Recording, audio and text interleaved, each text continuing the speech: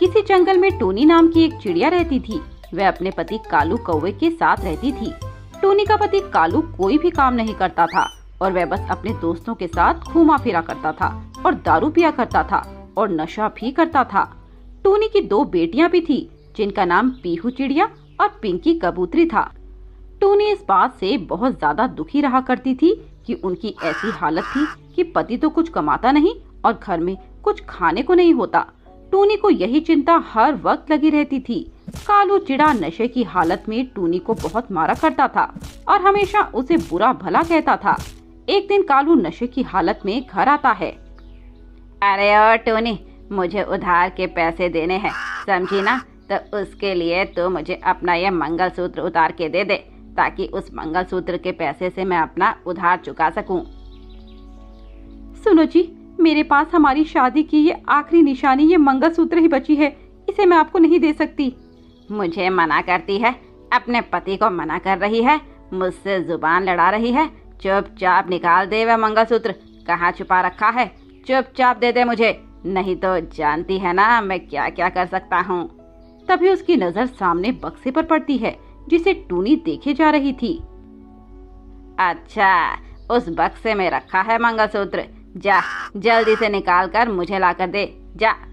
कालू जी, आप ऐसा क्यों कर रहे हैं? वो हमारी शादी की आखिरी निशानी है, उसे मुझसे मत लीजिए। तुझे एक बार समझ नहीं आती क्या? चल जाकर लेकर आ वो मंगलसूत्र। टूनी की दोनों बेटियां अपने पापा की ऐसी हरकत देखकर रोने लगती हैं। टूनी चिड़िया के ना देने पर भी कालू इस बक्से से जबरदस्ती वह मंगलसूत्र निकाल कर उसे बेचने चला जाता है। टूनी अपने पति को बहुत मना करती है पर वह नहीं मानता और चला जाता है। टूनी चिड़िया रोने लगती है। पीहू और पिंकी अपनी माँ को चुप कराने लगती हैं। कालू किसी दूसरी चिड़िया के साथ घर आता है और टूनी चिड़िया से कहता है, अरे ओ टूनी, चल जाकर अपना सामान बांध ले और अपने इन दोनों बच्चों को लेकर निकल जा यहाँ से। आज से यह मोना मेरे साथ रहेगी और मैं अब इससे शादी करूँगा। मैंने यही फैसला कर लिया है। ये आपको क्या हो गया है? आप इसके लिए मेरे मंगलसूत्र को बेचने के लिए ले गए थे? आप भला ऐसे कैसे दूसरी शादी कर सकते हैं? सोचा है मैं इन दोनों बच्चों को लेकर कहाँ जाऊंगी? आप ऐसा नहीं कर सकते। इन सब में इन दोनों बच्चों का क्या दोष है जो आप इन्हें भी घर से निकाल रहे हो? कहीं भी रहे जाकर, चाहे जिए या मरे, लेकिन इस घर से अब निकल जाओ, अभी और इसी वक्त निकल जाओ। इस घर से दिख नहीं रहा कि तुम्हें मोना को कितनी परेशानी हो रही है? इतनी भीड़ जमा कर रखी है, कितनी परेशानी में सांस घुट रही है, और तुम्हारे यहाँ रोते हुए थोबड़े देखकर हमें अच्छा नहीं लग रहा। कालू चिड़ा टूनी को रोने की जरा भी परवाह नहीं करता और उसे तो बस यही भूत चढ़ा था कि उसे तो मोना से शादी करनी थी। कालू को रोते हुए अपने बच्चों और अपनी बीवी टूनी पर बिल्कुल भी दया नहीं आ रही थी। टूनी उस वक्त जीवन की कठिनाई में फंसी एक गरीब और बेसहारा माँ थी। एक गरीब माँ का साहस उसे और उसके बच्चों को पता नहीं किस रास्ते पर ले जाएगा। ये सोचे बिना ही टूनी अपनी दोनों बेटियों पीहू और पिंकी को घर से लेकर चल देती है। पीहू और पिंकू दोनों बहुत भूखी थी। रास्ते में चलते हुए पीहू ने अपनी माँ से कहा, माँ, बहुत जोर से भूख लगी है, भूख से पेट में बहुत दर्द हो रहा है। बेटी पिंकी, थोड़ी देर रुक जा मेरी बच्ची, मैं देखती हूँ शायद कुछ खाने को मिल जाए। जब वह खाना ढूंढने के लिए आगे बढ़ती है तो देखती है कि सामने एक घर बन रहा है। एक ठेकेदार के पास जाकर कहती है, भैया कोई काम मिल जाएगा? कुछ भी काम चलेगा, मेरे बच्चे बहुत भूखे हैं। ठीक है, ये ईंटें और पत्थर देख रही हो ना, इसे उस मंजिल तक ले जाना है जहाँ पर सारे पक्षी काम कर रहे हैं। शाम को तुम्हें दिहाड़ी 100 रुपए मिल जाएगी, बताओ ठीक है? हाँ भैया, मैं सब काम कर लूंगी। पीहू और पिंकी तुम यहीं बैठो, मैं तब तक कुछ काम करके खाने के लिए पैसों का इंतजाम करती हूँ, फिर तुम्हें खाना खिलाऊंगी मेरी बच्चियों। पीहू और पिंकी को टूनी पर वहीं पर बिठाकर टूनी पूरा दिन ईंटें और पत्थर ढोने का काम करती है। भूख और प्यास से अब टूनी का गला सूख रहा था, पर अपने दोनों बच्चियों की भूख की खातिर वह काम करती रही।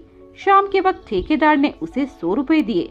टूनी ने उन पैसों से कुछ पैसे से एक ढाबे से रोटी और सब्जी खरीद कर अपने बच्चों को खिलाया। टूनी के पास अब रात गुजारने के लिए कोई भी जगह नहीं, इसीलिए बस पकड़कर वह अपने भाई के घर चली जाती है। टूनी अपने भाई के घर पहुंचकर अपने भाई को सारी बात बताती है। टूनी का भाई कुणाल और उसकी पत्नी और बेटी साथ ही रहते थे। कुणाल की पत्नी कुणाल को कमरे में ले जाकर उससे कहती है, देखो जी, तुम्हारी बहन यहाँ नहीं रह सकती। हमने कोई धर्मशाला नहीं खोल रखी। वे खुद और अपने बच्चों को यहाँ उठा लाई। उसे अभी के अभी यहाँ से भेज दो, वरना मैं अपनी बच्ची को लेकर मायके चली जाऊंगी। उसके बाद करते रहना जो मन करे। अरे भाग्यवान, तुम ये कैसी बातें कर रही हो? अभी तो इतनी रात है, इतनी रात को भला मैं टूनी को कैसे जाने के लिए कह सकता हूँ? कम से कम सुबह तक का इंतजार करो, मैं उससे बात करता हूँ। तुम चिंता मत करो, सब ठीक कर दूंगा मैं। उधर उन दोनों की ये बातें टूनी सुन लेती है और अपनी फूटी किस्मत पर रोने लगती है।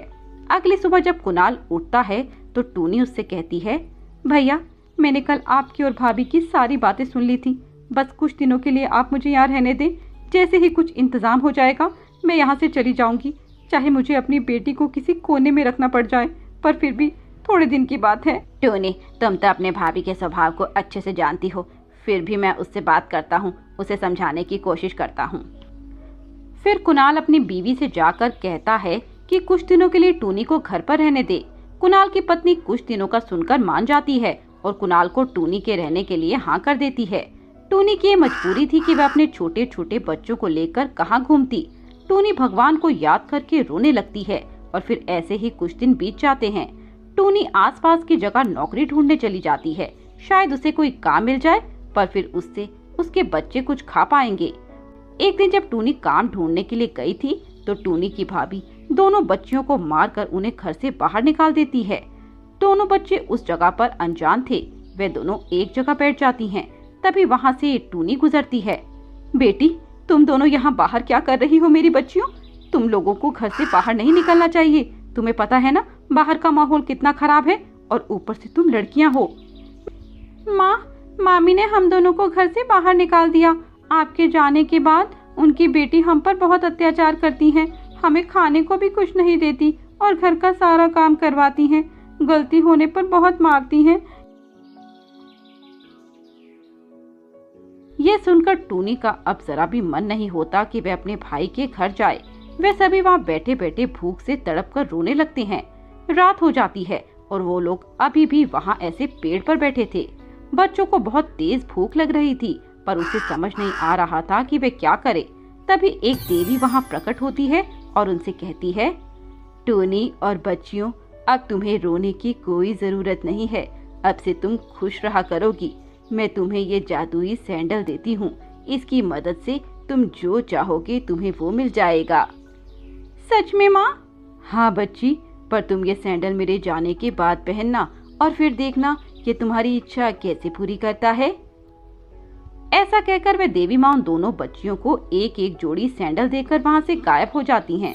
दोनों उन सैंडल को पहन लेती हैं। उन्हें भूख लगी होती है। तभी वहाँ बहुत सारा खाना आ जाता है। खाना तो हमें मिल गया, बस एक रहने का घर मिल जाए तो सब ठीक हो जाएगा। तभी वहाँ एक बड़ा सा बंगला भी आ जाता है, जिसमें वे सभी चले जाते हैं। उस घर में सभी ऐशो आराम की चीजें थी और वे सभी अब खुशी खुशी रहने लगते हैं।